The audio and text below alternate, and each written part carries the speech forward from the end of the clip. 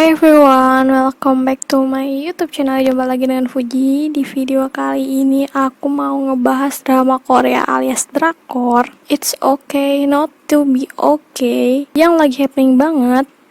Tapi isinya itu sangat padat, bukan hanya sekedar cinta-cintaan, tapi di sini juga ada tentang parenting, mental health, dan banyak pesan moral di dalam drama Korea ini. Kali ini aku nggak sendiri, aku bakal ditemenin sama seorang perempuan independen, perempuan yang tegas, and I'm really respect to her. Beliau ini by the way lagi S3 di Jogja, dan dia ini adalah seorang psikolog. Langsung aja kita panggil Miss Aisyah.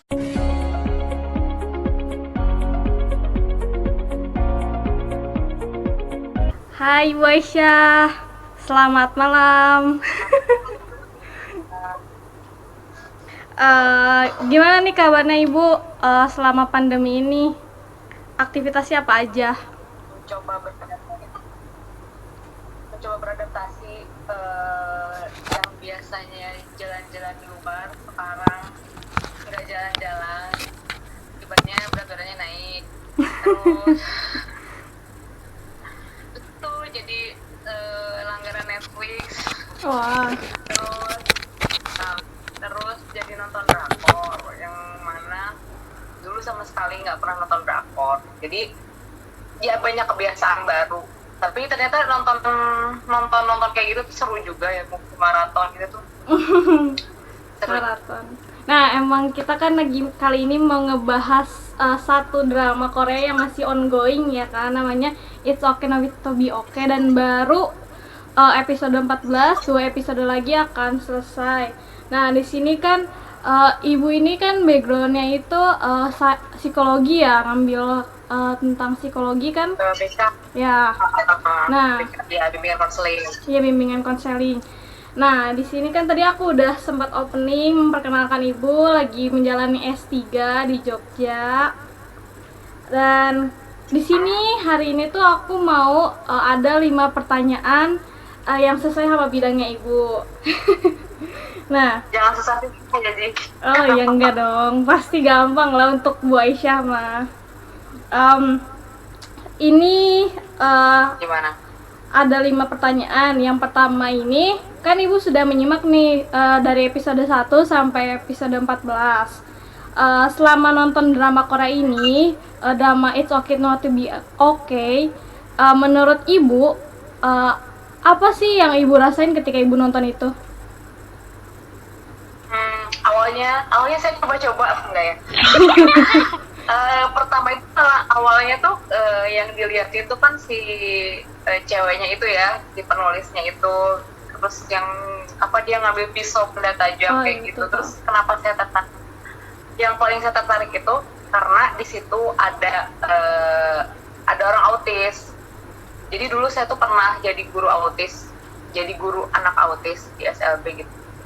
Kayaknya ini menarik karena nggak banyak tayangan yang memperlihatkan bahwa orang-orang yang punya bisa dibilang disabilitas itu bisa menjalani kehidupan secara normal. Nggak banyak ya begitu kan. Kalau misalkan kita lihat si Sang Tae ini kayak orang normal aja ya, maksudnya ya menjalani aktivitas seperti biasa, kerja malah gitu, kerja kemudian bisa kayak pengurus dirinya aja bisa kok gitu, pakai kendaraan umum, terus pakai baju sendiri gitu ya, terus makan. Itu kan hal-hal yang sebetulnya banyak orang nggak yakin apa bisa sih orang kayak gitu tuh bisa apa enggak. Terus yang bikin saya menarik adalah kita sering banget jadikan autis bercandaan ya, kayak ini lu autis banget sih, ngomong sama terus gitu. Bahwa itu nggak lucu, dan itu tuh sama sekali bukan bercandaan. Kayak drakor itu kayak ngeliatin gini loh, kehidupannya orang autis tuh kayak gini loh gitu. Ketika dia ke-trigger, kayak dipegang rambutnya kan gitu, marah, tantrum, dan bingung dengan dirinya sendiri kayak gitu loh. Itu tuh bukan itu sih yang kenapa yang buat saya menarik tuh itunya gitu, part itunya terus banyak kalau kita saya kan lihat dialog per dialog tuh terlalu banyak mikir gitu kalau saya. Iya, Terlalu betul. banyak banget banyak banget kalimat-kalimat di dialog itu tuh yang quotable gitu. Dia nggak nyadar ya kayak nggak apa-apa kalau kata si penulis quote, nggak apa-apa miskin asal jangan pelit gitu kan ya. Maksudnya itu kan iya gitu, nggak apa-apa miskin asal jangan pelit. Terus ada yang apa, sebelum kamu bahagiain orang sebelum kamu bahagiain orang, kamu tuh harus membahagiakan diri kamu sendiri dulu.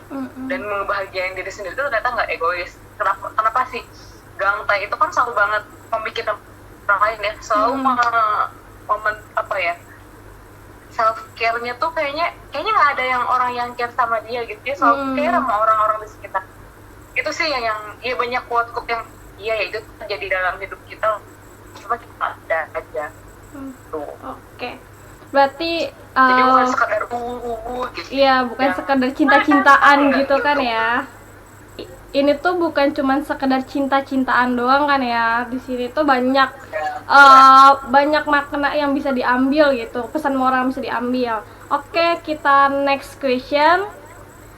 Apakah drakor ini wajib ditonton menurut Ibu? Iya, terutama buat perempuan calon ibu.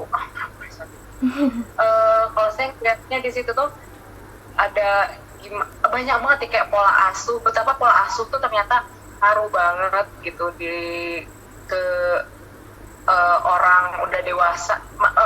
Sorry gini, masa dewasa orang itu dipengaruhi sama masa kecil dia seperti apa. Terus cara memperlakukan anak pertama dan anak kedua, sering banget kan kalau anak pertama itu tuh adek kamu tuh diurus gitu. Pokoknya apa-apa soal anak pertama selalu kayak gitu kan. Nah di drakor ini tuh dibalik, yang anak keduanya justru yang jadi kakak. Terus di episode berapa ya yang ada pasien RSJ, dia ini selalu disiksa sama ibu tirinya ya, Bapaknya kan? kali bapak. Ya. Ibunya sama bapaknya. Ibu. Dan bapaknya membiarkan Iya, gitu ya. iya. Dan di situ kan di situ terus bahwa yang ya di situ ada dialog, kalau kita membiarkan kekerasan itu terjadi dan cuma diem aja, kita tuh lebih buruk dari orang yang melakukan kekerasan itu loh gitu. Betul. Sering banget kalau misalkan nih, misal contoh kecil aja, ada tetangga gitu, atau misalkan ada saudara, atau kita ngeliat di ternyata ada anak dipukulin sama ibunya, dipukulin sampai memar-memar ya, bukan cuma disentil atau dipukulin, literal dipukulin gitu. Kita kan mikirnya mungkin itu cara mendidik gitu, cara mendidik ibu kepada anak, itu tuh termasuk kekerasan gitu. Dan tanpa disadari itu tuh kekerasan yang dilakukan ketika kecil berpengaruh besar terhadap perilaku masa dewasa. Cuma ya itu karena nggak sadar atau gimana, saya nggak paham deh. Cuman di situ drakornya tuh kayak ngasih pesan bahwa yang benar kalau jadi orang tua, terus yang benar kalau jadi anak. Banyak banget pesan yang ingin disampaikan. Dan kenapa harus ditonton, karena kalau yang ya jangan jauh-jauh, kalau orang datang buat konseling, mahasiswa datang buat konseling takut, enggak kok saya nggak punya salah, atau ketika mahasiswa ada kesalahan, ada yang nggak baik-baik saja sama dirinya tuh kayak sesuatu yang salah gitu. Padahal kalau di drama itu kayak mau ngasih tahu bahwa kamu tuh nggak apa-apa loh kalau misalkan punya trauma, kamu tuh nggak apa-apa loh kalau misalkan kamu ada yang berbeda sama diri kamu. Dan jangan self diagnosa kayak orang ini gila gitu pas disangkai nyerang, bukan nyerang sih, sangkai di jenggut gitu pas peluncuran buku, ya kan. Terus si ini bilang kan, tahu dari mana? Emang kamu psikiater? Dari situ pentingnya nggak boleh mendiagnosis diri sendiri bahwa kayaknya aku teh insomnia, kayaknya aku teh bipolar gitu. Ya kan, gitu. Banyak banget orang yang malu buat ke psikolog, malu buat ketemu orang-orang yang memerlukan bantuan. Terus akhirnya mendiagnosa diri sendiri, kayaknya aku bipolar deh gitu. Padahal orang yang beneran bipolar, orang yang beneran dengan punya gangguan kepribadian, sulit untuk hidup normal gitu, dan lu dengan enaknya banget mendiagnosa diri sendiri seperti itu sih pesannya kayak gitu sih, bahwa ya nggak apa-apa kalau ke diri kamu nggak baik-baik aja, dan nggak apa-apa kok kalau misalkan kita butuh bantuan dari orang. Oke, itu lumayan padat ya jawabannya di question nomor 2. Nah, kita next question. Nilai moral apa saja sih yang bisa diambil dalam drakor ini? Mungkin tadi kan udah banyak tuh ya nilai moralnya. Mungkin ada yang mau ditambahin lagi nilai moralnya yang belum di pertanyaan 1 dan 2. Gini, kalau kita melihat orang kan sering banget kita ngejudge ya, maksudnya dia kok dia kok jutek sih gitu, kok dia kok keji sih sama orang, kok dia nyebelin sih, atau apa lagi, kok dia cengeng sih gitu, kok dia pemarah sih gitu, kok dia nggak bisa kontrol emosinya sih, tanpa kita tahu sebenarnya apa yang terjadi sama orang itu di masa lalu. Betul. Pesan moralnya tuh kayak gitu, jangan gampang buat nilai orang kan gitu dari luar, jangan judgmental. Terus ada tuh yang aku tuh suka banget sama yang kakek-kakek, yang pasiennya kakek-kakek itu loh, yang dia punya traumatik yang bom itu ya. Perang ya. Di dunia ini itu dibilang di dunia ini banyak banget orang yang tidak menggunakan seragam pasien tapi kok kayak pasien gitu. Maksudnya jadi yang menderita gangguan jiwa itu sebenarnya siapa sih gitu kan? Iya nggak sih kan? Iya banyak apa ya? Terus stigma kita terhadap orang dengan gangguan jiwa kan dasar ya pasti masuk RSJ gitu. Tanpa kita tahu sebenarnya apa sih yang mereka alami, dan ini tuh kayak saya pribadi buat paham apa itu autistic disorder, buat paham trauma itu kayak gimana, itu kuliahnya lama gitu. Tapi drama itu kayak ngasih satu sajian sampai sekarang 14 episode ini loh, itu kayak jadi kayak berasa kuliah gitu, kuliah umum tapi dikemas dengan baik. Banyak banget pokoknya nilai moralnya. Jadi jangan melihat sesuatu itu dari kalau kamu ngelihat ada orang yang terlihat tidak baik-baik saja, coba cari tahu dia tuh kenapa sih pas masa lalunya. Jadi jangan dia mah jutek, dia mah emang nyebelin gitu. Cari tahu apa sih yang terjadi sama dia di masa lalu. Oke. Ini juga kayak yang episode yang anaknya gubernur itu bukan sih, yang dia masuk rutin masuk ke rumah sakit jiwa ya kan. Dan itu agak emosional sih, aku pas nontonnya agak sedih. Oh my god gitu. Ngerasa gimana gitu sama perilaku orang tuanya juga kan. Oke, next question. Ya. Bagian mana yang membuat ibu merasa harus nonton ini sampai habis? Di titik mana, episode mana yang bikin ini kayaknya harus gue tonton sampai habis gitu? Si penulis ini tuh kenapa sih, dan akhirnya tuh kayak gimana sih pas ada lukisan kupu-kupu ya itu kan, ya nggak sih, yang episode keberapa tuh yang kayaknya kan emang awal-awal tuh bosan banget ya, awal tuh masih kayak cinta-cintaan doang, kalau lihat ya lambat gitu, masnya apa sih, cuma kesini pas yang episode itu yang kupu-kupu, kenapa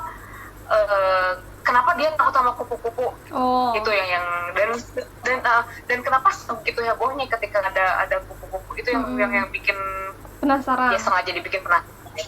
Terus banyak lagi teori-teori yang banyak banget di Instagram, di Twitter sama Telegram kan. Jadi ya orang kan punya apa ya, kayak penafsiran masing-masing, tapi kayaknya bentar kita tunggu sampai selesai, dan minggu ini ya minggu ini selesai gitu. Ini selesai. Oke. Dan ini pertanyaan terakhir, berapa rating yang ibu berikan untuk drama Korea ini dari 1 sampai 5? 1 sampai 5 karena belum selesai ya. 4,8 deh. Almost, duanya nanti lihat di episode. Almost perfect ya, almost perfect, bisa. Jadi ibu masih konsisten ya nungguin 2 episode terakhir ini ya? Masih. Dan drakor baru tahu si apa sih yang kita baru tahu namanya si Gang Tae itu ya dari awal, dari udah episode tengah-tengah gitu. Jadi saya bukan anak drakor gitu ya. Ini tuh drakor ketiga. Yang pertama tuh Endless Love. Puji belum lahir mungkin. Kalian belum lahir pas era-eranya Endless Love-nya Won Bin. Terus kedua tuh yang kemarin yang si Tae-oh sama si Dakyung. Oh, Nah ini ketiga. merit. Ya, ya ini ketiga. Jadi bukan pilih-pilih ya, cuma mana sih yang kira-kira seru gitu, mana yang kira-kira bukan cuma ya ampun pengen banget Ganteng punya pacar gitu-gitu, kayak gini, ya. enggak kayak gitu ya, bukan cuma itu, tapi banyak pesan-pesan yang apa ya, yang bisa disampaikan, yang oh iya ya, yang bikin kita mikir oh iya ya, ternyata kayak begitu ya. Terus semoga dengan ada drama ini tuh kita di kehidupan sehari-hari nggak lagi ngatain orang yang autis tuh gila gitu. Dan itu sering banget kan, Iya benar-benar. nggak lagi. Iya. Mungkin itu ya yang bisa Ibu Aisyah sampaikan. Ada lagi yang misalnya kayak pesan-pesan buat anak-anak muda sekarang nih, yang kalau bisa nontonnya jangan cuma cinta-cintaan atau sinetron yang sebenarnya tidak ada edukasinya gitu. Gimana sih apa ya Ibu Aisyah pesan-pesan buat teman-teman di YouTube dan teman-teman milenial, gimana sih biar mau nonton film ini dan berpikirnya bukan cuman aktor 2M ini lagi main di sini nih gitu. Iya. Ini ya itu sesuai dengan judulnya bahwa nggak apa-apa kok kalau lagi nggak baik-baik aja gitu, akui aja gitu. Dan kalau misalnya emosi itu, kalau saya rangkum ya, emosi itu harus dikeluarin kalau kamu lagi marah, ya sadari bahwa kamu marah. Terus kalau misalkan lagi marah dan saat itu juga pengen memaki gitu ya, itu berhitung sampai 3, tarik nafas, terus harus ada teknik yang butterfly heart. Itu ya bahwa sekarang tuh kan banyak banget yang kepancing lewat sosmed dikit gitu, misalnya kayak dasar lo gendut misalnya, atau dasar lo kulit lo hidung lo kayak jambu monyet gitu misalnya. Itu kan gampang banget kepancing, padahal ada apa ya, maksudnya ya nggak usah semarah itu. Dan kita sering banget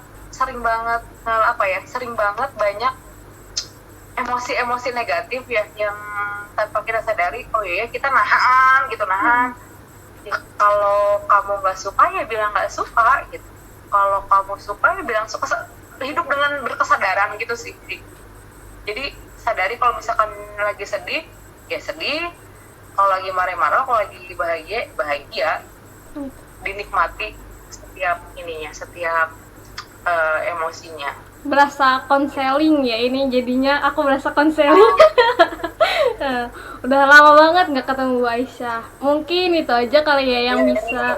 Iya. Mungkin itu aja yang makasih waktunya buat Bu Aisyah. Semoga keluarganya sehat semua, dimudahkan rezekinya, dan semoga kita bisa cepat ketemu. Jangan lupa ya, jangan lupa like, comment, subscribe. Jangan lupa follow Instagramnya Bu Aisyah. Apa namanya Bu? Sarbois, SARBOIS, tapi di private. Aku cantumin di sini. Oke, makasih ya Bu Aisyah. Maaf mengganggu waktunya. Assalamualaikum. Nah, udah dengarkan penjelasan dari Miss Aisyah. Kalau kalian suka konten-konten yang mengedukasi, kalian boleh request di komen di bawah sini. Jangan lupa follow Instagram aku dan Bu Aisyah. Jangan lupa like, comment, and subscribe biar aku makin semangat lagi buat videonya. Thank you for watching. See you on my next video. Bye-bye.